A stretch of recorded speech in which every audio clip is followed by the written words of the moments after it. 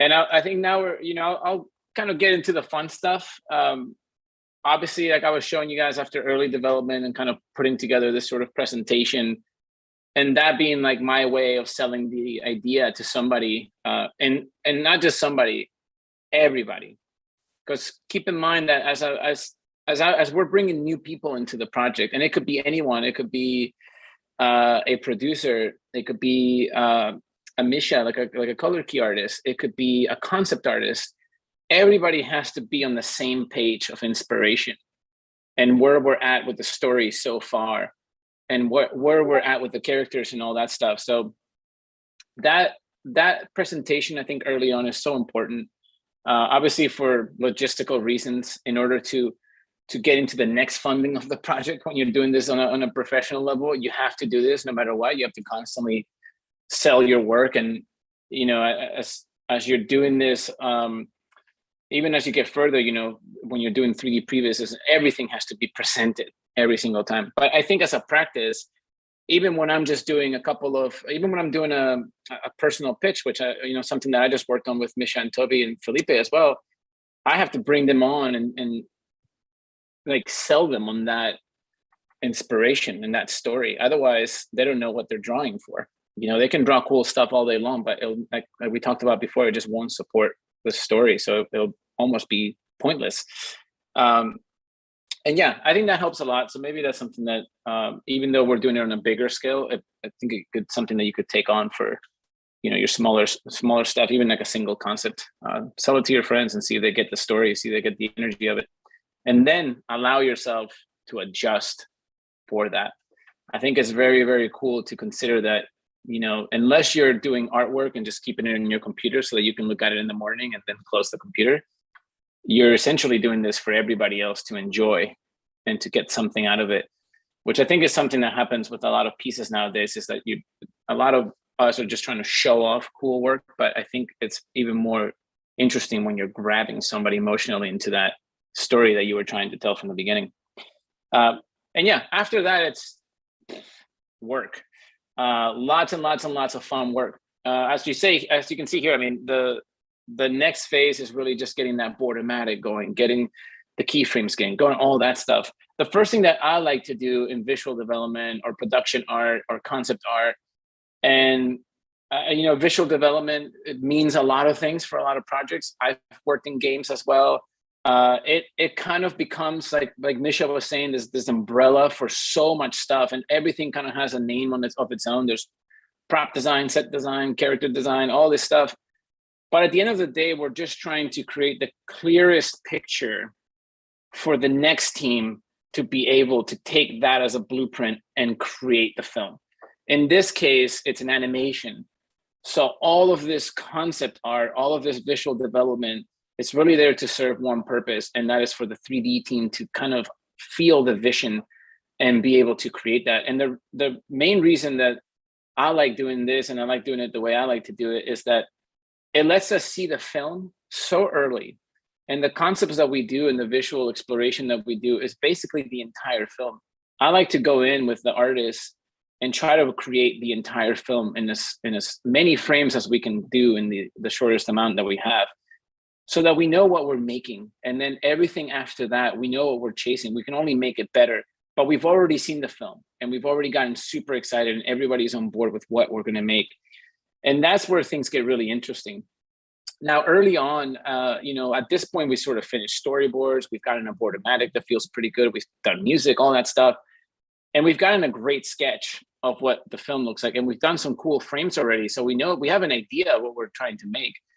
But now we got to get into the full meat of it. Obviously, the film is long. It's 10 minutes long, and there's a lot that happens in it. There's a big singular, the film was kind of made into 3 acts, but really it's one great story arc of our characters. And we have to make sure that visually we're going to support that.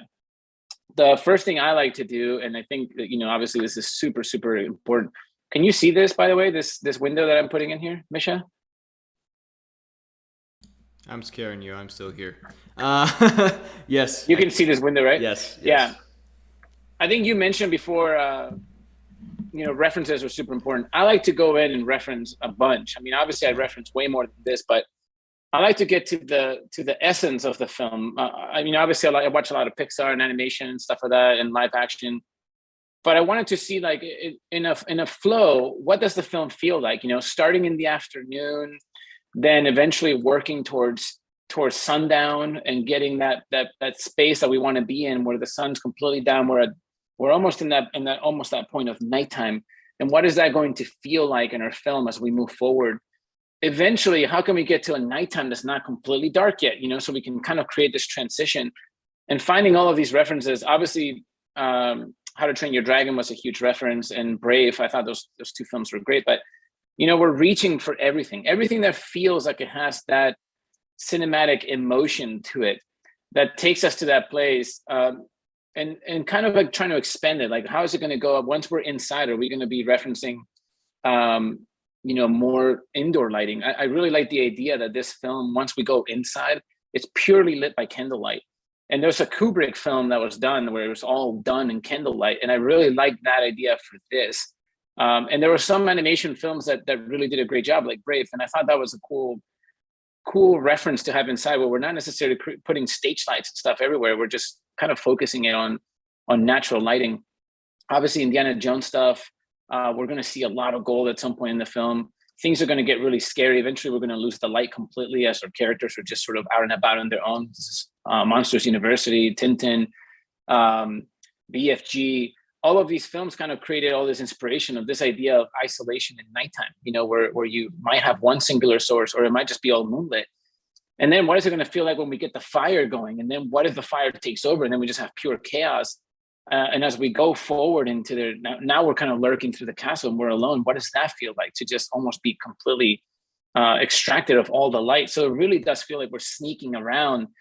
And then how do we blow that up? What are we doing when we take it outside, when we leave the castle from nighttime, and eventually we're completely somewhere else? I really loved all of these. The reason I pulled a lot of these references is because I like the lighting being so minimal. To the point that it's just purely moonlight and candlelight, and it was that dark. And the film did get to a point where it was too dark, but we were exploring that. And what's cool about that is that you have these moments where there's a pause in the film to breathe it in, and then boom, you just flash it with so much light. In our case, it was explosions, and that just kind of like just creates such easy tension visually. Obviously, the characters are going through all this emotional trauma, but we need the same visual impact, you know, so that we can create this, like, oh my God, like kind of like emotional arcs through visual storytelling. And then obviously at nighttime, we have very sentimental moments. That's moments of isolation, moments of desperation, and even a whole lot of regret. And, you know, all of these references just go into play into the film. And you can already see where a lot of these, if you've watched the film, where all of these references fit. You know, even when we're in the cave, as you can tell, I loved Brave, and I know Brave is a controversial movie sometimes, but I think lighting wise is absolutely beautiful. But all those references are things that I feed the artists. You know, while we're doing all of these different aspects of the film, the first thing that needs to happen is the color script. And the color script, I find the color script super important. Of course, this is where Misha's talent is just absolutely mind-blowing. The color script, or the color keys, or whatever you want to call it, the color strips. I like the idea of a color script because that's exactly what it is. Now, it is taking our film, essentially, or storyboards and that sort of, those sort of essential beats, and putting them into color. But the reason for it is we want to get a sense of the sort of visual emotion that our film is going to go through, the roller coaster of lighting setups that are going to take us through the whole film, and how we're eventually going to break him. And just like how in the film, the little character Larry takes a crown and then suddenly the room comes to life, we could have gone 1,000 different ways for the story. But the idea was to introduce new colors, scary things, like kind of make the film grow in scale, both in lighting and in color palette, as we're moving through the film. So there's something more and something more and something more. And obviously these are all dangerous things that the kids are slowly unlocking, all these booby traps. And that's what this was doing, you know, starting from early morning, going into their nighttime job, and then this isolated location that the characters faced up with all of this gold, all of these attractive things.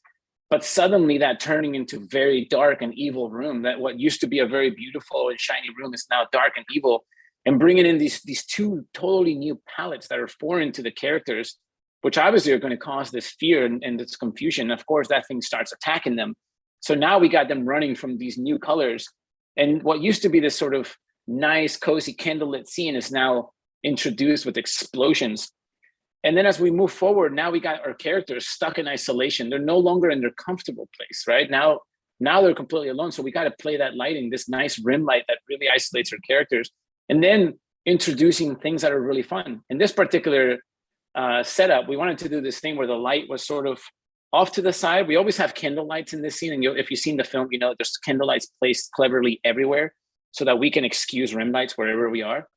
But this one was a front lit shot just so we can use the shadows and introduce these new characters in lighting before we introduce them physically.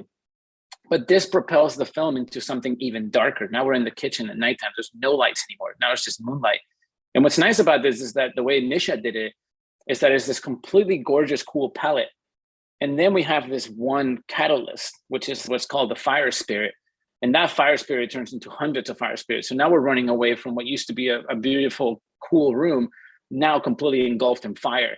And again, these are all cleverly done so that the fire spirits have so much more impact, not just for the characters, but for us visually as the audience and obviously as storytellers.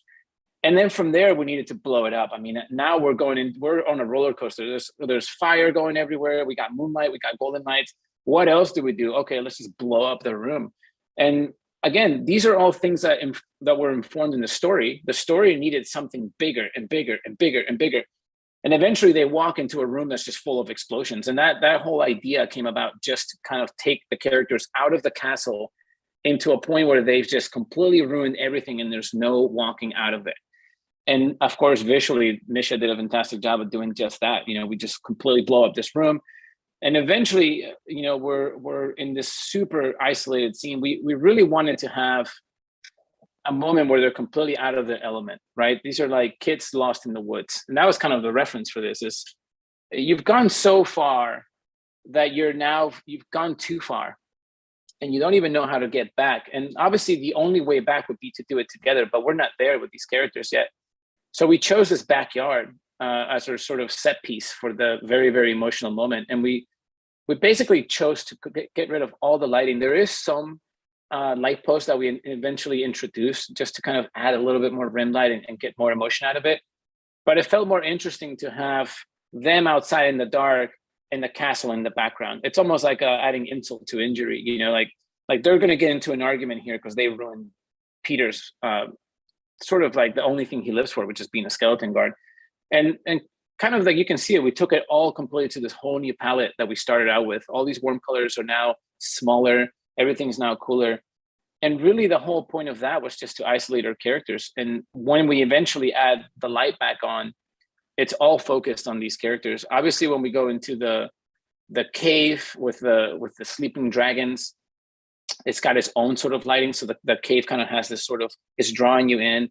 And then when we have this crazy explosion, it brings this, like all that, all those colors that we saw earlier in the film from the smoke and the lasers and all this stuff now become this magical sort of tornado. And the reason for that is to kind of like spin all the darkness and all the evil into now this sort of satisfying moment in the film where, Peter has kind of come to his terms. So all that scary stuff, it doesn't matter. Now it's this wonderful thing as Larry comes out of the hole. But yeah, you kind of see that what the purpose of the color script, I can talk about this forever, obviously, but it's trying to take us from all the different emotional moods that we're creating and the tone just on a visual level and on a cinematic level with lighting and color. And that's, I feel like it's a very, very important thing that a lot of times when you see a film that doesn't kind of give you that emotion, you'll probably notice that it's because the colors are not really taking you there. And that's what we did with this. And again, this is like a part of the process that goes in tandem with storyboarding, and it just starts informing everything all along. After that, we kind of just jump right into the keyframes, the cinematic concepts, the color keys. There's these, or color boards that we were calling them for a while. This is like on another level, right? Like I think at this point, we're not we're no longer focusing on just the color palette. Now we're focusing on everything that the film has to offer: the composition, the cinematography, world building, everything. I personally love to just dive right into the film. And before this, I always do a ton of concepts just to try to explore and all that stuff. But it feels very interesting to just dive right into what the film looks like and do all your sort of world building and design in these concepts. And then from there, we'll extract, what this balloon looks like and kind of do all isolated concepts and stuff like that. But this way, the way that we worked on it is that as we were concepting this village scene, we were starting to add buildings and we were starting to change the design of the balloon, all of it so that it can favor this particular frame and how the film is going to look. And we did tons of these. I mean, this became our, and if you're curious, these were all with Toby. Toby became like a key between Toby and Misha. We had sort of our masters of concepting the frames or the films. And you remember that, Misha. I mean, we talked about, I think when we were doing Color Keys, we were talking about moods and story for forever, just to even get to a point where we turned the kitchen into a complete like nighttime shot. All I remember is you showing me Toby's concept, me crying in bed for like 30 minutes, and then getting back on the call and trying to keep up with Toby. But there's an interesting concept or thing that you just said. It's talking about story, right? And you know what? I don't encounter that a lot because even directors themselves sometimes, I would say, not really good directors. I was really lucky with work, I think, with Best of the Best. But I've got a few experiences when we were not talking about the story. We're talking about, the cool visuals, right? And then I had to like maybe remind the person. Usually it's an indie development or like super young team or super young directors. Like what's the story? And then we do everything else. Yeah. Yeah, I think that's very important. I mean, up until this point, the only conversations we've ever had for everything that I'm showing you is story and how to support it. As you can see with even frames like this, at one point I showed you a frame where the mom wasn't here. We'd removed her completely because it just felt more fun for the characters to go in there on their own, to kind of be away from mom. So it was their lesson. And there's not this sort of support character that they would need to rely on for anything. Once they're out, they're out. And it kind of puts the responsibility on the big brother, which if any of you are older siblings, you know that when you're first going to school or something, you have to take your younger sibling, it's on you. Like your parents have entrusted you to be responsible. In this film, it's something that the brother learns the hard way, obviously. But we started to do all of that. Obviously, as we're concepting these frames, we need to see like, what is it going to look like at nighttime when no one's around? What are these moments going to feel like when the two brothers are finally left all on their own and the king leaves? This is when we started to concept in the door. The door made it into the script later on into the film around this time when we were starting to do the sort of visual development. And we started putting the door in. And when we put the door in, everything kind of cracked up. But we had this whole other room to play with, which obviously design-wise, we just kind of like took it to a whole new level. We were trying to see how big are we going to make this room? How are we going to light it? Where's the light sources going to come in this room? At first, there was a few candles and stuff like that, but eventually we kind of took it all out so that it was just a couple of torches in the moonlight, where it made the light from the other side of this door so much more important. It really felt like he was leaving, his post, his comfort zone, and going somewhere he's not supposed to.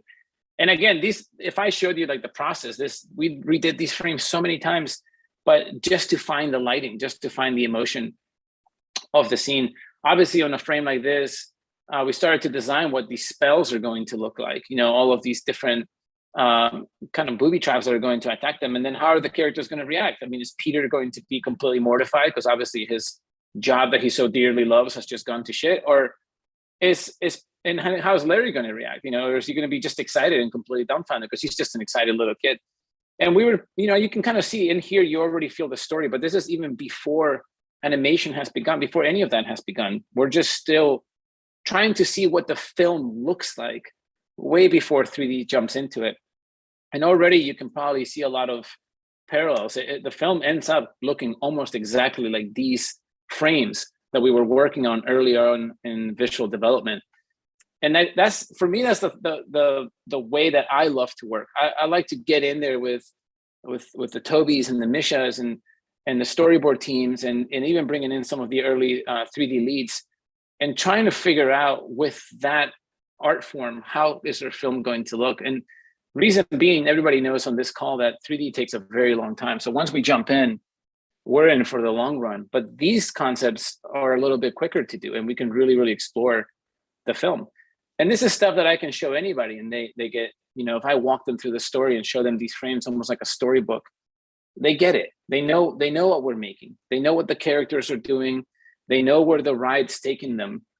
And eventually they know the sentiment of the whole story and the conclusion and all of that stuff. But more excitingly, they get to see that this is going to be a real film. It's like, it looks cinematic. It looks crazy. The scenes are wild. And we're following the characters just cleanly. And I always find that this is a really, really cool part of the project. And, you know, not everybody loves concepting these crazy frames. And a lot of these, as you can see, don't have the insane polish of some other pieces of artwork you may have seen out there, you may do yourself, where they're like just super perfect, because they don't need to be. We're not trying to create beautiful works of art to show off. We're trying to create the film, and we're trying to see what it looks like. And a lot of these are explorations, and they're going to get made and remade until they're just right. But at the end of the day, and not to say anything about the quality of, I mean, this is mind-blowing work, obviously, but they're rough enough that they can be done at a certain speed, but they're informative enough that I know exactly what the film is. This feels to me like something that belongs on the movie theater, you know, and I know the energy of the story. I know the adventure, and I know what the characters are feeling. And that is just perfect.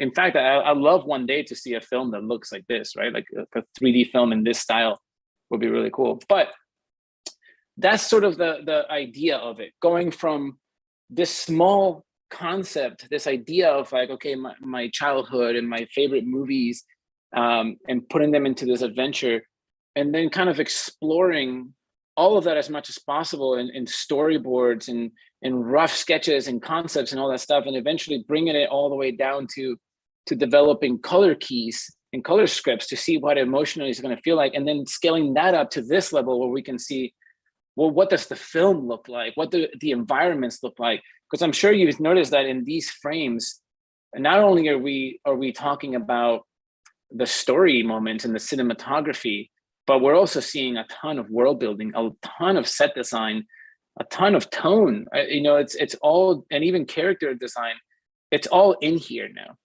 And we've been working towards this as a team, you know, as much as possible. And in that process, while I'm working with Toby and you know, and Misha and all the stuff, I'm sketching all the time. I'm always sketching, because all of these, and you can see my crappy sketches versus Toby's mind-blowing pieces of art. All of this time, everything matters, and everything's inspirational. Like while Toby's working on a frame, or Misha's working on a frame from when they're escaping the room, I'm kind of having this idea, oh, maybe there could be this crazy cave full of dragons, and that's where we end up taking it. That's the moment where all hope is lost. You know, that's where Larry gets eaten. And that's going to be this hole that the dude has in the back of his garden. You know, it's like his doghouse, but for dragons. And, you know, in the kitchen, like all this stuff is starting to cook all at once so that we can get a picture of it. You know, the kitchen was very difficult because I was sketching ideas for the layout, but really what I wanted to find out is where the character's going so that we can put the cameras around and create these concepts for it. And I'm just showing you stuff because in my personal process, I dive into all of it as much as I can. And I showed you guys before, my sketches are rough, but they're just to inform what we're going to be doing as we move forward, and to kind of inspire, you know, what does the kitchen oven look like? You know, what does all these different stuff, what in the hallway when they're running away from the rocket, what is that going to look like? And where am I going to put a camera so that Toby can do a cool frame, you know? How am I going to explain this scene to Misha? Like, does he even get what I'm talking about? Like, because if I'm describing the bomb room to Misha, he's going to think something different than what I'm thinking. But if we have a sketch and we kind of like discuss it, then we know where to place the cameras and what to blow up and what to change and all that stuff. So yeah, I think it's visual development is interesting. The way I approach it is it's sort of, at the same time that I'm directing the picture with talking to the 3D team and all that stuff, I'm also art directing it because I have such a visual take on it, that I already jump in to sort of the art direction. And obviously, art direction is its own field, and I did have a co-art director on this job. But art direction is no different than a director. You are sort of driving the flow of all the artwork and all the stuff that needs to get made, but you're also just sort of directing where that's going. Not a lot of times will an art director have all the time in the world to just kind of polish out these gorgeous frames, because really you're trying to get the whole picture done, not just one small aspect of it. So all these sketches, all these doodles, all of these ideas, everything kind of fits into the same picture. But at this point, we're just favoring the details of the story to make it a more believable world, to make the king in the film, we don't really see him that much, but we have to make sure that this feels like his house. So we're adding all of these elements to it. We're adding all of these elements that are not just cool in the film, but also let our two characters feel like very small, stuff like that. But yeah, I'm just, at this point, I'm just kind of showing you guys all the work that went into the visual development, because I know there's a lot of questions as to what person does what job. There is very specific stuff like color key art and color scripts, which Misha is very good at, and there's very other specific jobs that very rare breed of people can do, like the job that Toby does, these massive cinematic frames. But then along the way, there's everything else. Every single object has to be designed, and I'll show you guys. After we created these concepts, we ended up breaking down the entire film. Had to be broken down into every single element. There's so much art in the film. Every single little detail that had to be designed for the 3D team to understand what the hell Toby's frames, for example, or Misha's frames, for example, mean. Like if I see a kitchen, it's like, what the hell's going on in that kitchen? If I see that balloon floating, what does that balloon look like? All that stuff that you can imagine needs to always be broken down. So this is a whole other field of visual development, the concept art.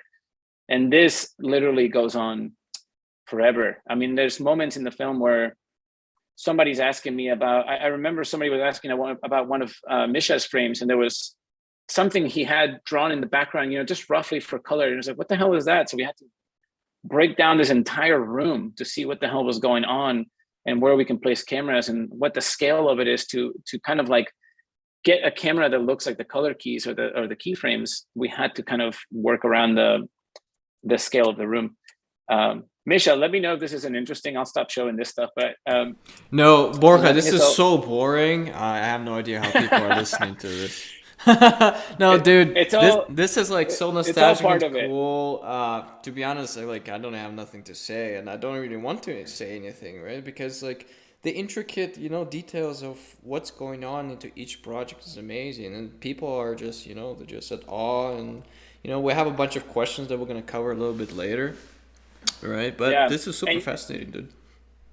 Yeah, and you'll see some of this stuff gets very. Some of the initial line work, like the cave room, what does it look like with and without pillows and all that stuff, it gets very almost architectural, right? It's so minute that you're kind of, it's almost dizzying. By the way, Toby did this amazing frame right here, but we need everything. I really love that idea. Like I'm a big fan of Ratatouille and kitchens and any show about cooking I love. So when I got into the kitchen designs, I was telling the team, like I wanted everything. I wanted to almost feel the recipes that these characters in the film might actually be eating themselves.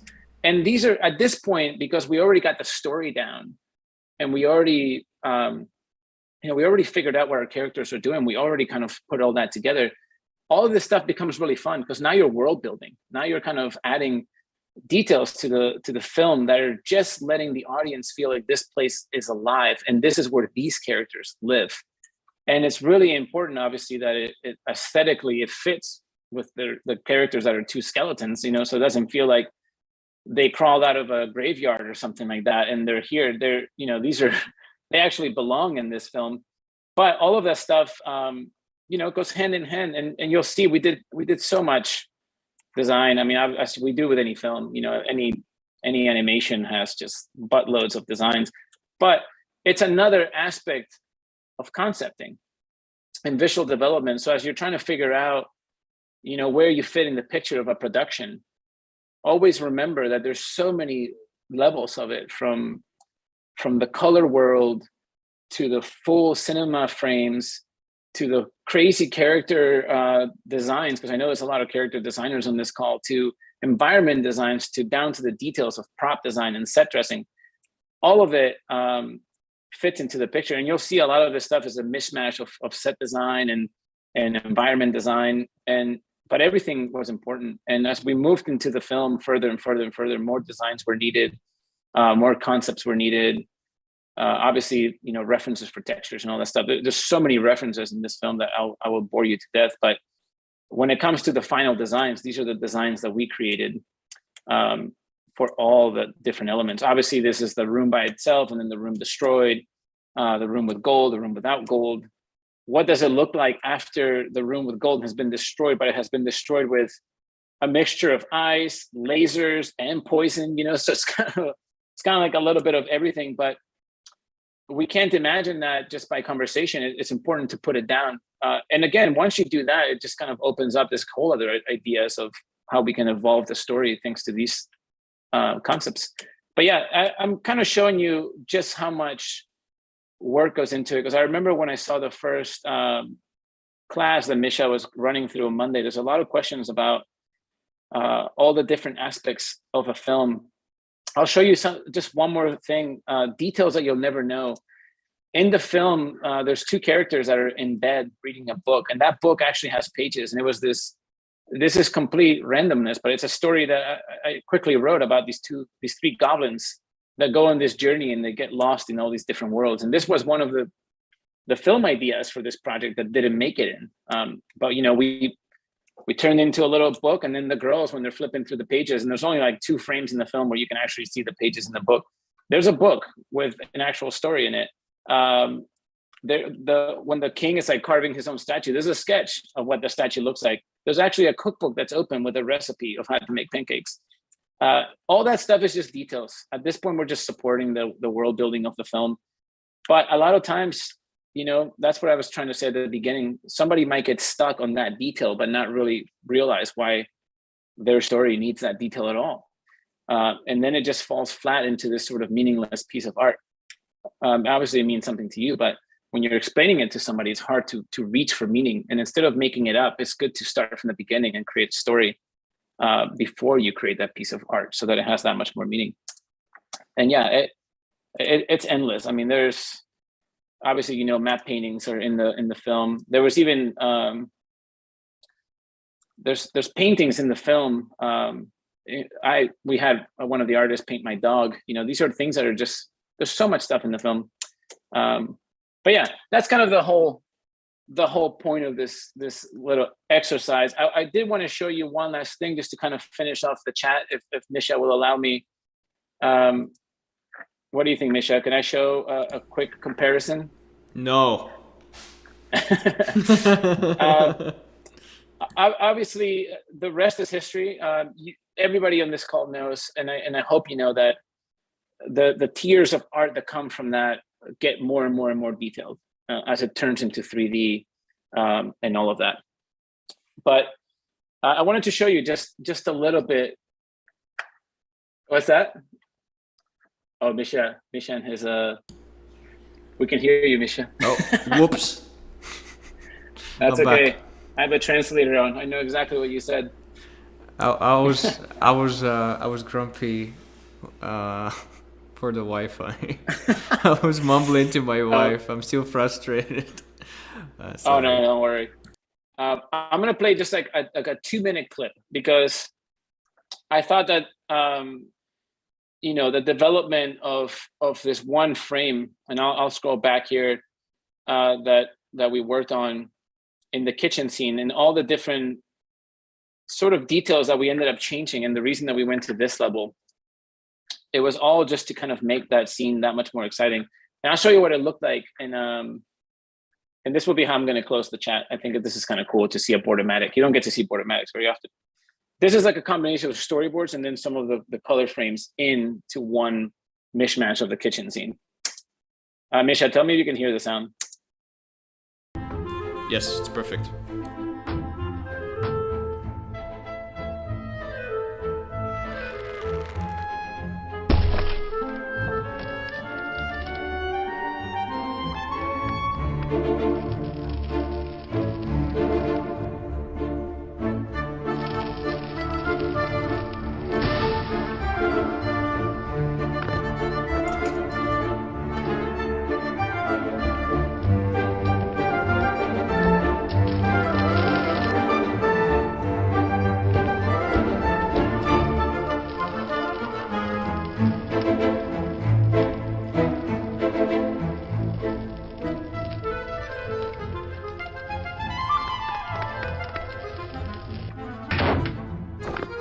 Anyways, so that you can see the Bordermatic and where that frame fit in, and kind of how we changed the whole story just to kind of make it about this moment. And obviously when we finished it, it takes a whole life of its own. And I'll play that scene real quick. Let me just get this going. 1 second.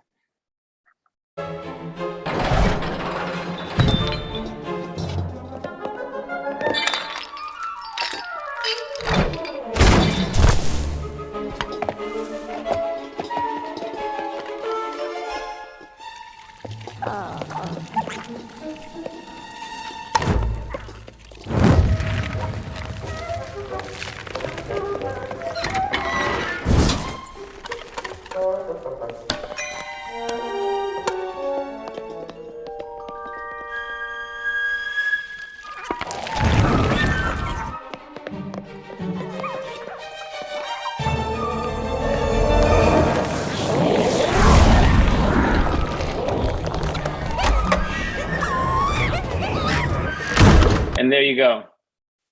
That is why all of these explorations and all of that is so important. And you can really, really feel in that scene, these 4 frames right here. The change from one environment to a completely different environment and then back again. And why it was so important to go from a cool palette to this explosion of warm palette. Yeah, and that's, I think I'm going to wrap it up there. I could go on forever. I have this cool image of what one of the war rooms of what the project actually looked like. We were kind of stuck in this small room for a while. All the leads, we were all in this room, kind of orchestrating the project throughout. But the whole point of it, which hopefully you understand, is just the idea of putting your story, your kind of like emotional connection to the film first, and then hopefully, as you evolve from there into doing any kind of concept art or anything, it kind of has that much more meaning. Even if you're doing your own thing, or if you're jumping into a project as a concept artist, as a storyboard artist, as whatever it is, that question, so what's the story? And then whether you're explaining that story yourself or somebody's explaining it to you, making sure that you can actually connect with it before you jump in, it's sort of something that I've found very helpful. And that's pretty much it. And now we start applauding. Let's applaud everybody. Clap, clap, clap in the chat. Woo! Borja. It was just more like it's a show and tell. It's a show and tell. Yeah. Not something too formal. Hopefully it wasn't boring. I know it was a lot, kind of went through a lot of time there. No, dude. But yeah. Time flew really fast, and we had our challenges. The gods of internet shut us down, but you know what? We jumped back in. You know what? I have a bunch of questions to you myself. I'm gonna use this opportunity to, do it myself first. And we have a bunch of questions from the Vikings themselves. Oh, one quick full disclosure. Obviously, a lot of the stuff I showed wasn't just a couple of artists. It was a whole team of people that took a part in it. So they're cool and great. Well, the thing is, check the credits in the film, and you can follow them on Instagram stuff. They're all amazing. Yeah. All of them. So the first question will be probably this, well, people looking at your work, all right, and of course they love your vision, because the thing is, your color palette is us, the artist, right? Your job is to bring the best thing out of us. But the thing is, for me personally, right? So you did find me, for example. You did find Toby. You did find Felipe later on. That's gonna be and stuff like that. And a lot of people are asking like, what are you looking for as a director to hire? Right? Put it. It could be any position. You know, like what? Let's say there will be like 3 things that you can like point out. It could be more. But what are those? I mean, I think it all comes down to what I showed you guys, because when we do a production, everything moves fast. There's not a lot of time. I mean, there's time to explore and mess around, but you kind of want to be with a team that you already have a connection with, so that everything you produce is going forward, is moving the project forward. I think when I first found Misha, it was on ArtStation, and I was kind of, it was one of those days where you're just sort of scrolling through and refreshing. You're like, oh man, I would really love to find an artist to kind of bring color to life for all these ideas. And I think at first it was a video game job that you had done, actually. I forgot what it was. It was definitely a video game job. Some cinematic. And I was really grabbed by the color palette because it felt very narrative, even though it wasn't a subject that I was necessarily looking for. It was some kind of war zone thing going on. I think it was Apex Legends. I think it was a color Apex Legends. Legends, yeah. I felt the connection because the color palette was telling me a story, and it was enough that I wanted to have a conversation with you and talk about it. It's like, and I knew right then and there, especially when we talked, everything that you and me talked about, because obviously when you see an interesting piece of art online, it grabs you and you're like, oh, I really need to talk to this person. And then once you jump in there, it's the conversation.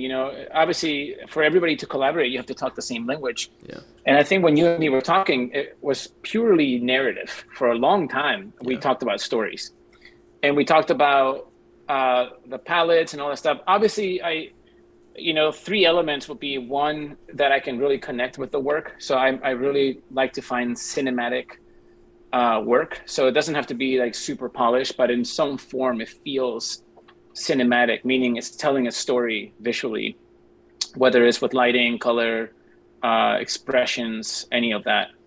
When it comes to quality, obviously there's a certain quality that it needs to have. As you can see, some of the stuff that we did for this film that made it into final wasn't the most polished work, but it had the quality of storytelling in it, where all the details that it needed to have to kind of support the characters or the world was in there. So obviously I think, practicing your skill to the point that you can render out an environment and a character and lighting sources to the point that it can tell the story, that's most important. I do a lot of references from films, but mostly they're very light focused. I don't necessarily reference a specific emotion in a film as an image, because it doesn't tell me anything. I have to watch that particular chunk of film, but lighting tells everything. And then obviously the expression of the characters kind of takes it to a whole other level. Yeah. So I think I would definitely, for me, it's that focus of lighting, composition, all to favor some kind of storytelling. Yeah. So I really do look for that. I mean, I've worked, with a lot of talented artists, and sometimes that mega talent is only good for a certain, environment design or something like that, but not necessarily for storytelling. And nowadays I lean more on these like really quick, beautiful storytelling images than super polished things that take a whole month to create, because we're going to redo it so many times before we find it that we need to not be too precious about it. So I think speed painting, in that sense of with that narrative sense, is very important. And I would definitely, you saw some of the frames I was isolating from movies. I find some of the most boring movies absolutely beautiful, because when I pause it, I'm like, that lighting is awesome. Yeah. And I extract that and use it. But yeah, I think it's definitely about that. Style doesn't matter too much. I've definitely would say that Toby and Misha have completely different styles, and then Felipe, which you'll meet soon, has a totally, he renders things super cleanly, but totally different style. And but they all have the same essence. I would argue that all three of you have the same essence of storytelling. Yeah, yeah, And which is why the three of us have, the three of you have worked with me so many times, and we yeah, always produce great yeah. stuff. Yeah, yeah. That's why, like, for example, like, even in this Discord community, we have a 30-minute death challenge, I call it, where people are just joining and they're doing a painting in 30 minutes. It's Because amazing. that's the skill that I want to, like, bring up in people. Cool. So basically, Yeah. story first, and everything that supports the story, composition, lighting, facial expressions, etc. And second is speed, right? Super important. And three is to talk the same language of cinema, I think. If you want to be in animation or movie making, right? Which is like when me and you would talk, we're like, what about this moment? And then we have like probably like 10 movie moments pop up in our brain, and we're like, what about this movie? And then we pull it out on YouTube right away in our Discord call or Zoom call, right? So it's really important that you guys have the visual library of a hopefully even better than your director. If the director is really good, there's no way you can have visual library better than your director, because that's his life, right? But at least close, to at least have, the main titles, the main movies and stuff like that, the cliche stuff, the cinematic bible of the main directors and stuff like that. And then there's also another really cool question too, is, so you started out as an artist, and this is Misha notes. Borja is an amazing artist. When he says that his doodles are not good, he knows how to paint. He's really good. I've seen his traditional paintings. He's really good. So, but there's the question is this. So you started as an artist. What will be your advice to artists who found themselves kind of like, I would say, getting bored with the profession but wanting more from it? And this is a question not from me, but I actually want to elaborate on it, because me myself, I'm trying to work my way up, and I had a few little directing jobs here and there, but I'm trying to work myself to be a director. So what's your practical advice to artists who start out in the pipeline, in the trenches, but slowly working their way out, right? Because it's kind of like imitating your career path, right? Yeah, I mean, I definitely went through a lot. Like, I went to school for what was called sequential art at the time, which was basically comic book art. And then eventually moved into 3D animation. I took courses in film, and then I got into the advertising world as a comper, and then as an After Effects artist. And I did concept art, all kinds. I did everything, but I was always chasing story. So I've done a lot of live action. I've done a lot of stop motion, animation, 2D, all kinds of stuff that was taking me closer to telling long stories.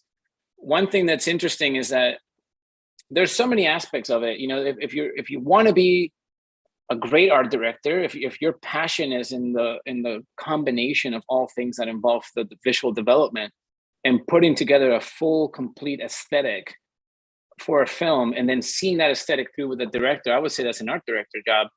If you're just so passionate about concepting, obviously there's some really high career levels of concept art, where you've kind of gotten to a point where you're doing such badass art, and then you have friends that are doing such badass art, and then you guys together form a company that does badass art, and that can be its own career path, where you're offering that sort of service and training people underneath you and all that stuff. And obviously, to go into directing, one thing with directing that I found very surprising is that everybody thinks that you're going to create some cool art, and then you're going to get to make a movie, and then tell a bunch of people what to do. But directing is the combination of everything, and it starts with being able to sell your idea. If you can't sell your story, you're not going to direct anything.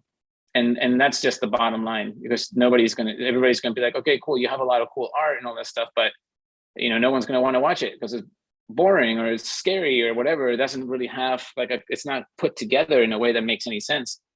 So it all comes to the story. And then obviously it's the realization that you're there to inspire, support, and see through a vision with an entire team. So most of the times you're not going to get to sit down and do any art.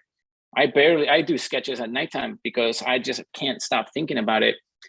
But it's rare to see someone like Hayao Miyazaki who spends like an entire 2 years just concepting by himself, and then he comes and is like, I got this stuff, let's make it, and then he spends another 6 years or whatever. A lot of times it moves very fast, and your focus is to make sure that everybody understands the vision and has what they need to continue with the vision. So one thing that my career path has helped me on is that I was lucky enough to know 3D animation, compositing, live action, all of that stuff. So I bring all that to the table when I make something, even like Lost in Crown. When I was thinking about lighting and composition, I was thinking live action. I was thinking camera work, from lenses and stuff like that. I even brought a director of photography that's a good friend of mine to come to her studio, and we set up a bunch of Kindles and an Alexa and a bunch of different anamorphic lenses to see how anamorphic behaved under low light situations, and what the bokeh looked like under such a low light situations with those kind of lenses, because obviously anamorphic lenses create more like an egg-shaped bokeh. But all that stuff kind of comes into the form. So, and that's my journey. I think any journey into a passion for storytelling will get you to the same place, but it's all focused on, so what's the story? Yeah. Like without that, you got nothing. Yeah. But I like you said, I've been doing sketches and concepts and stuff. I still do them. I do paintings now. And even when on the last projects I worked with Misha and Toby and Felipe, some film pitches, I was sketching with them. I was there in the trenches, but the focus was on the story. Yep. That's my job. That's my part. Yeah. You're the oracle. You're the Sauron who keeps everyone intact. And the cool thing about you though is, even though you have your vision, and this is another interesting question. So one person says, have you ever I'll read it. I'll try to read it exactly how it was. There's so many, man. Yeah, I can answer quick. May I ask if there is someone struggling to meet a deadline or struggling internal and second guessing themselves on their work? How did you deal with that? And I'm kind of gonna elaborate on this question. So I know, so you have your vision, but have you ever doubted yourself with your vision? And did artists help out sometimes? Or were you open to other opinions and stuff like that?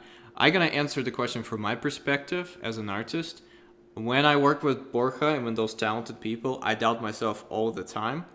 But the thing is, the doubt is a little bit pointless or it doesn't come to you if you see and you get excited about the story. Whatever you paint, you basically it's not, is it good or is it bad? Because the thing is, when you're working at this level, it has to be good. Or it's almost always good. Very rarely, maybe you have a bad day or something, right? But it's always the question, does it support the story? Is it good? Is it a good image that just brings it to the next level? Or is it distracting? Only those are the questions. Usually at this level, you have very rarely, you can you can make a mistake, but that's trial and error to get to the story. But it's very rarely when you will have 2 days to, I don't know, learn how to paint. There's there could be exceptions, if there's going to be a mirror, I don't know, room with a bunch of reflections, everything has to be super physically accurate or something, those kind of weird. Oh, oops. Aliens are attacking Borja, and stuff like that. But but fire alarm test. I'm sorry. Oh, it's fine, man. What a stream today. But for example, for yourself, right? Do you doubt yourself? How do you deal with an artist who, I remember a lot of times I'm oh, Borja, I don't know. How do you deal with that in a team and with yourself? I mean, honestly, that's going to happen every single day. We're artists, so we're naturally mega emotional. I mean, there's never a moment where I'm this sucks, and then I go for a run and I come back, I'm this is amazing. And then I'm oh my God, that idea sucks. I would say that when I work with an artist and they're struggling, if that's the question, yep. I would never use the word good or bad, because nothing is good or bad. It's all there to serve a purpose. So when I was working with you, Misha, the color script, there's no good or bad. is it doing what we wanted to emotionally elevate that moment in the film? And a lot of times, the sketch might be kind of crappy, technically, Yeah. but the colors are there, and we're like, great. It tells that's boom, we're good. That moment feels great. Yeah. We'll render that at another time, or Yep. maybe we'll do it in lighting. But it informs that part of the film needs to be this color or this emotion or whatever it may be. So Yep. there's never good or bad. But I think struggling is a part of the process. It's a very frustrating. I mean, look, I think to create art of any kind, whether you're directing or actually physically creating the art or whatever, or animating or anything, you are emotionally investing and pouring yourself on the screen 24/7. So there's nothing more naked than that, and after that you're presenting that work, Yeah, but then you get judged, and then yeah, I remember there's a few times when I was like, dude, this is gonna be so cool, and then like I present to you and we talk about it for like maybe like 2 minutes, and then Borja is like, I have this super cool idea. Dump everything that you're doing right now. We're gonna do this thing, and I'm like, and you know what? That's all the time. That's all. Yeah, okay, that's all the time. But you know what? That's part of the process, and that's why I like working with you. It's because it's like you never. First of all, you never settle for mediocre. It's like it has to be like amazing to the point, or you just throw it into the garbage right away. I remember on that pitch book thing that we did. On an unannounced project yet. Like I remember those black and white sketches that we did that were story driven. It's like we almost did the whole script with those kind of black and white sketches, right? And we just picked a few moments, and Toby did an amazing job, right? But every time the conversation was just like, is this the coolest possible way? Borja is gonna be abducted by the aliens. Is it like the coolest way to tell that story? Is that the right combination, right? And then the technical skill, like the cool thing about you is sometimes like we can interpret your quote unquote crappy sketches.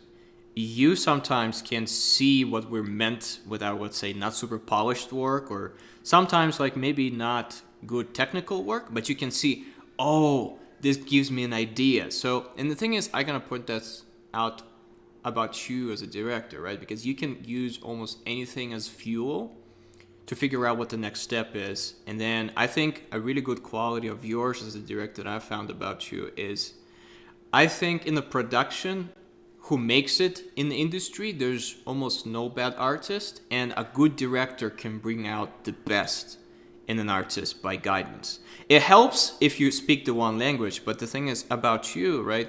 I remember when I was stuck or something, you're like, oh, how about this? What about that? So you also have, well, good directing skills, which is in the title of the job description, right? And I just find that like not every director possesses this quality. And this is why, guys, we're having this conversation with Borja, because I think he's one of the best that I worked with, and this is kind of like the baseline, what the director probably should be like, and then you can either compare or try to get the same qualities that Borja has in him, if you want to speak the same language with directors. Yeah, and look, everybody gets there differently. I would say, like, and I totally agree with what you're saying, and like at the end of the day, you're gonna get stuck. Everybody's gonna get. We're all gonna get stuck. Yeah. But regardless of the position or your part in the project, because I don't think, obviously titles are titles, but it's your part in the project. We're all there to do it together, and we're now a team. So I'll get stuck, and I need to talk to somebody about it. Michel will get stuck, and we talk about it, because when he's having a bad day, I'm having a good day, and when he's having a good day, I'm having a bad day, and hopefully we're not both having a bad day. And if we are, then we stop, we go watch a movie, we go for a run, we do something that just mentally takes you out of it, and you just come back and do it again. But I honestly try to pull from everything all the time, never one source. I think when there's only one source, you're going to get stuck a lot. You got to really get out there. You got to see everything and everything. There's just so much inspiration. Even when you go to the bookstore, and just start flipping through stuff, and boom, something clicks in, There's just so much more than ArtStation or Instagram or anything that's like on the computer. The physical stuff is the good stuff. Yeah. And obviously I'm married, so my wife gets to hear all of my shit. So trust me, if you asked her, it's not like happy times when I'm working on a project. Yeah, I'm like running around, I'm yeah, throwing things around, but it's frustrating, you know. You're kind of like really digging deep into your emotions, and you don't get to do that very often unless you have a therapist or something like that. So it's going to be difficult, but as long as it's honest, it's going to be that much more rewarding. But yeah, I think it's important to open yourself up to inspirations outside of your comfort zone, and then definitely conversation. Conversation. You have to have conversations with other artists yeah. and share. I remember those days when you Right. were when you were working on Five More Sleeps, and you were like, some of these you were just pooped because, you know, the script wasn't working, or there was like a bunch of changes to it, right? And then this wasn't working, and then like I would have, as you say, I would have a good day, and I would be thinking about the story a lot while I would be doing the color script, right? And I'd be like, and I'll be just pitching you like, oh, remember this moment where he's alone with a snowman, remember? And he's like, yay, there's nothing around. And that thing made it into the movie, right? Because we discussed about it, and you're like, you know what? And the cool thing about it, you were open to it. You're like, yeah, super cool, let's do that. You know, and then the other days I'm like, well, I did what you asked me to do, and I have no idea what's the next push is. And then Borja is like, I remember that. yeah, and like because because we'll be crunching, and there'll be like some big sequence. I'd be like, Borja. Oh, Yeah. remember that. I'll say it's a stupid sequence, but remember when we were trying to do like the tree world from Five More Sleeps, and it was Yeah. just not Oh God. working. Like we were just We banging did out. that like there's like 100 versions of that. Yeah. For reference, guys, we did this short. It's basically like a film. It's 20-minute film. It's for Jimmy Fallon, right? NBC Christmas special. And there was this sequence of like floating anti-gravity tree world that we had to cut to, and we were banging our heads like, because Borja would be like, this is what I want, and he would like send references, but Borja doesn't have the time to paint it. So me and Toby would just go and try to pre-visualize it, and every time we'll come back, Borja would like tilt his head, and he'd be like, what about this? Like I wanted like to be like this, and like every time it would be almost the same feedback, and we just couldn't get it. We just couldn't get it. And at some point, we either simplified, I think, that Yeah. scene, because the thing is, it's like it just didn't work out, you know. And in those moments, that's when you need a really good team that is just like supporting each other and like evolving. Because Toby took some of my It was this. yeah, it was this. Yeah, in the beginning, it was like very, very like Scary. scary, green and moody, and then like we did other iterations, and then I did some color keys, and then Toby based it off color keys, and then I based my color keys on top of Toby. It's like in Pixar, the process of adding. You know, you just, or I call it. Well, first Yeah.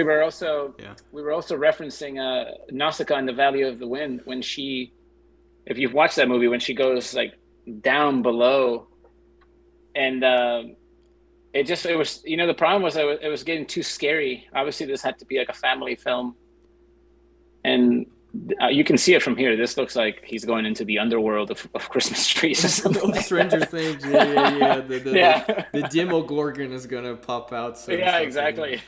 Um, It got yeah. dark.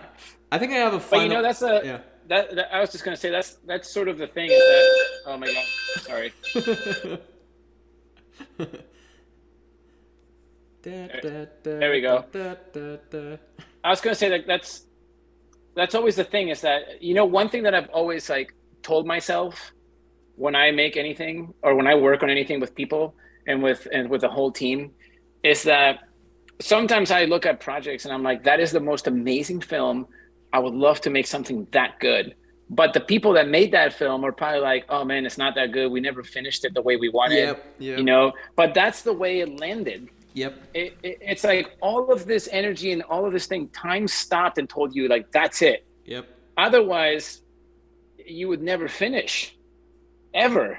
You know, you would go on forever. But the fact that you have a deadline and it has to stop at some point, and that's the way it finished.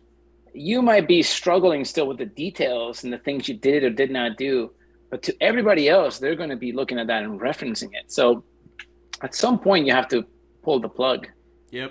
and just let it be, It's because like- you can't do any more. Yeah, and maybe if you're like a Doctor Strange, that's that multiverse. You know, like that. it's done. Yeah, the And alternative it's version great. of the movie somewhere in our head. I call it finished, not perfect. And the thing is, Yeah, exactly.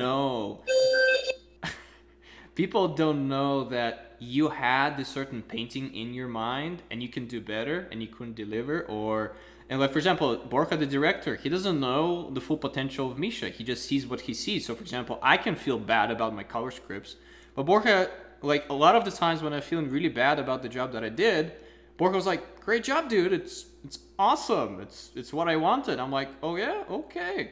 Because the thing is, people don't know what's happening in your brain, as we don't know what was, the final director's cut in Borja's brain.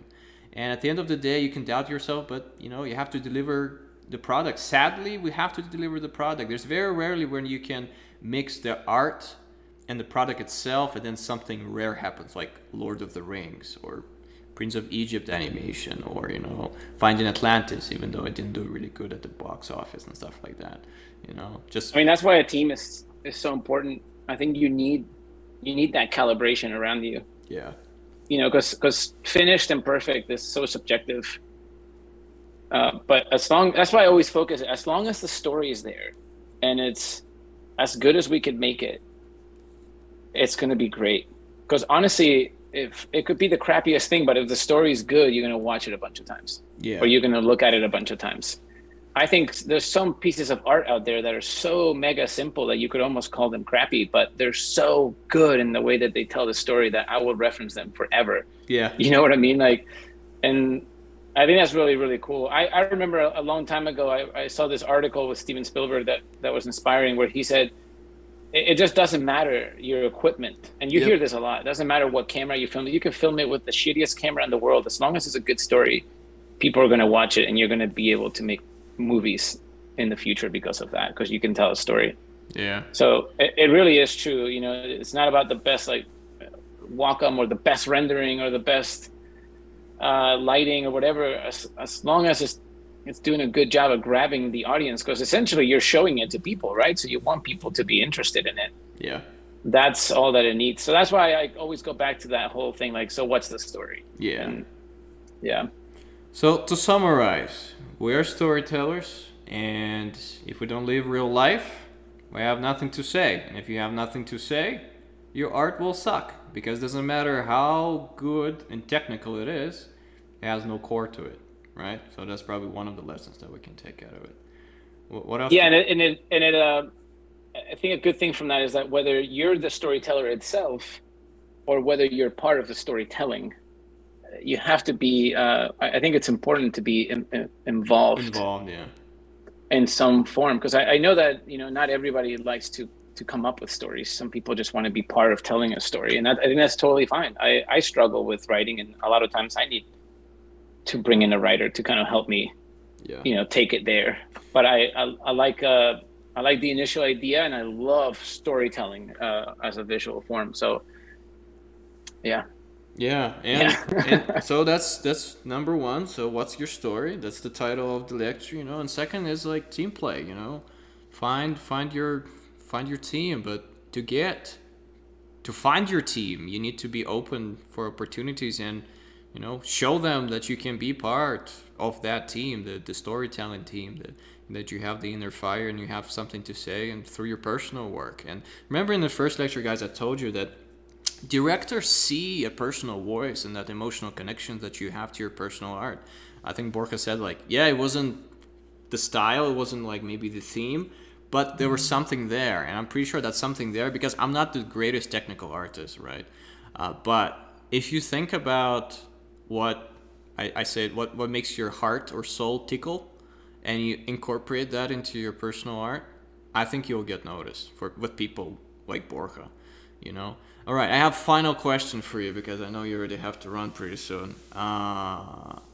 So if you could give advice to your old younger self, you're just starting out, everything is overwhelming, nothing's working on, you get no jobs, no nothing, you're very passionate, but the fire is maybe like dying out a little bit, or maybe it's kind of like it's all over the place, and you're just gonna like, storytelling kid. As you said yourself, we have to be very empathetic and emotional, and be, I say it, naked as a tooth, you know, like an exposed tooth that is like, you know, experienced the world on a whole another level. Like, um, what advice would you give to yourself as a young Borja? Oof. I mean, I honestly, I think the most important thing I think the most important thing is to just, like I told you guys before, to just be wide open. Like I'm telling you, I never know where my inspiration is going to come from. And I'm always writing everything down. Like everything, I see things in story. Like I'll play a tiny little mobile game and I'll see like a whole adventure film, which Misha already knows. I, I'll go anywhere, like a bookstore, and I'll see like a little thing in a magazine, and like that's like a massive bit of inspiration. So I think telling somebody young, because when I was young, I treasured, my favorite comic book was Spawn, and then one of my favorite other books was Dragon Ball, like the original Dragon Ball. And I would spend hours just drawing like the perfect. And I was so frustrated with the line work that I failed to look at the whole picture, you know, the whole composition, and then what I was actually doing. And I think there's something interesting about opening up your mind for references, for experiences, and then figuring out how to take that and bottle it up into stories or inspiration for the work that you do. Basically, being more open and not so closed off. I definitely think that's helped a lot, and I do feel like it's, you know, like you get that question a lot, like, what will you tell your young self? I actually think that my young self was great. I feel like when you're very young, you're not so engulfed in all these worries about bills and jobs and stuff like that, and you're so loose that your creative is so crazy. And then you go into this version of yourself where you're so focused on trying to get work and trying to do the perfect things and all that stuff that you start to close up a little bit. And then I think you start as you grow in your career, you start working towards opening yourself up the way you were when you were young and excited, right? So I would almost tell my middle self, like, Yeah, I would almost tell my or your young middle self, self, the lost self. Um, Borja is fighting off the aliens again. and today, out of all days, our building decided to do fire alarm tests. I know, dude. Today of all days, my Wi-Fi is supposed to shut off, and you know, Yeah, it's supposed to be happening. It's not a Misha stream if there's not 100,000 million problems. you know, one thing that I also think it's important to have side sources of expression. And I don't mean that in a cheesy way. I work on writing as much as I do sketches, as much as I work on music. Like I'm not like a musician, and I'm not making albums or anything like that, but I have, you know, a whole slew of synthesizers and stuff like that, that when I'm kind of stuck, I'll dive into this other universe, a sonic universe. And most of the stuff I make is very, you know, cinematic and ambient and stuff like that. But I get lost for hours and hours, and I trip out into this whole other space. And my mind, it's almost like I'm constantly breaking the walls that I trap myself into. And it's funny because I don't know if any of you do exercise, but I'll go on a run because when I go running, I'm so focused on the run, I'm so tired that my mind goes back into subconscious. So all these ideas come about. And then as soon as I sit on my computer and I'm stuck with the bounds of this box, suddenly it all disappears. So I always need something on the side to break me, you know, and to just take me somewhere else. And then I come back and I write it down really quickly. When I'll edit in ray guns. Yeah, but I think that's a good inspiration. Is find that other source. I don't know if any of you know Aaron Sorkin, the writer, but he supposedly takes like 10 showers a day or 14 showers a day while he's trying to write a script, because that's, you know, when he's showering, it's like his inspiration kicks in. So it's like he gets all these ideas and then runs to his computer and writes them down. I, for example, I go cold showers. When I was working, let's say on this lesson crown thing, every time I get stuck, I would just get like, all right, I go to the cold shower, I sit under it for like a minute, you know, then I get super cold and I come back, and it's a nice reset button. So I think it's what you're trying to say. It's you need to have the reset button, change things up a bit to not get in the rut. Yeah, just just find something. Somebody was I just turned on YouTube. Somebody's asking about yoga and meditation and stuff. I do that, but honestly, if you can meditate, good for you. When I sit down and I try to meditate, my mind is like, Yep, it's just exploding, right? it's even worse. Yeah. Yeah, that's how it's for me. And like walks usually help a lot because the thing is, it's like when I'm laying down or just trying. Like for example, it was funny. We went for a walk with our friends to the beach, and they're just sitting down on a bench. And where I'm standing, there's like 500 steps in circles because I'm thinking about my story. I just can't sit down. Even my body is like trying to represent what's going in my mind. And I think it's really hard to like slow it down somehow. And running definitely helps. Sports helps. Listening to music, well, not really. I usually imagine a bunch of Vikings fighting. Yeah, my go-to, and it's a bit of my secret, I guess, but I am a runner, and I run long distances, and I listen to the Neverending soundtrack. Yeah. The Neverending Story soundtrack. I've listened to that like 1,000 times. I don't know why, but to me, that's a soundtrack from my childhood. So it takes me through all the emotions. It's such a sad soundtrack too, but then it gets really exciting and it gets depressing. And when I come back from that, I'm like, I have like 1,000 ideas, and you got to find your thing, whatever that thing is. Like I said, music, something different. Just do something different. I mean, Misha knows I also do acrylic paintings, Yep. of like the most random thing that you'll never know what it is, and you won't know.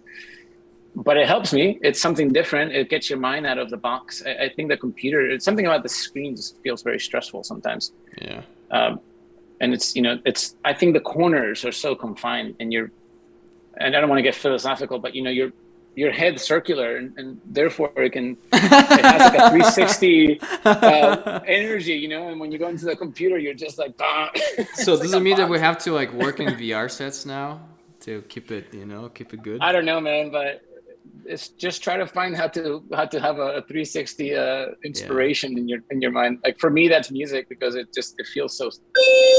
Oh my god!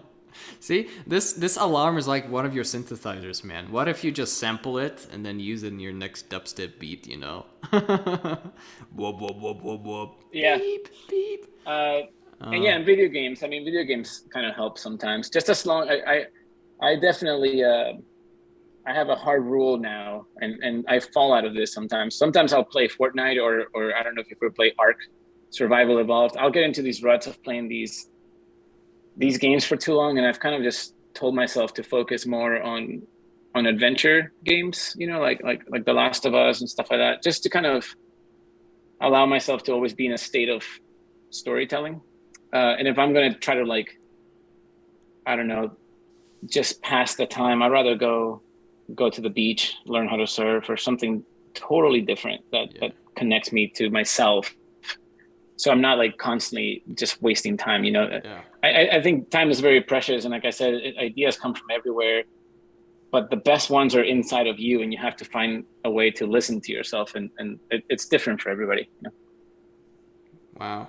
Okay. Well, with this epicness and awesome wisdom from Grandpa Borja,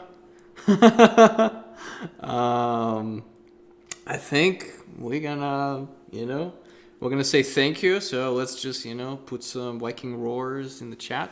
Sorry we couldn't cover every question. There was just here's the alien that was attacking Borja all the time. Yeah, Gozer says hi. Hey Gozer. Yeah, so say thank you to Borja. It's very precious, Maybe we'll have Borja sometimes later, we never know, guys. Just keep your eyes open. So from myself, Borja, I know how busy you are. I am grateful from the bottom of my heart that you just went in and invested your time into us and showed your little journey. And yeah, should I link your Instagram account so people can find you, or you shouldn't, or just the website? Whatever you guys want, I don't mind either way. Anyways, thank you, Misha, for having me. I hope I didn't blabble too much, and hopefully it was informative in some way. But yeah, I'll be watching the rest of the course. So I'm Woo, excited. see, Borja is a Viking too. He watches it, so that means I'm a Viking. yeah. Anyway, with those super cool words of wisdom from Borja, the stream is gonna end. Thank you so much, guys, for joining. Thank you for sitting through all the technical difficulties. You know, all the difficult things. And if they're difficult and they're hard, that means they're the good ones, right? So even though we had a lot of challenges, we did it. With that said, stay hydrated. Know what's your story. Connect to your art personally. As Borja Wish them said. an advice from Misha. What? Wish them an advice from Misha. I Yeah, love it. hydrated. Man, it's like, we're artists. We don't take care of ourselves. It's, It's true. sometimes I get up from my computer and my legs are shaking going down the stairs because I'm not using my legs that often. But anyway, skull everybody. Thank you, Borja. You're amazing. We're probably going to see him sometime soon. Maybe not. Maybe sometimes in a few months. Anyway, skull everybody and goodbye. All right. Bye, everyone.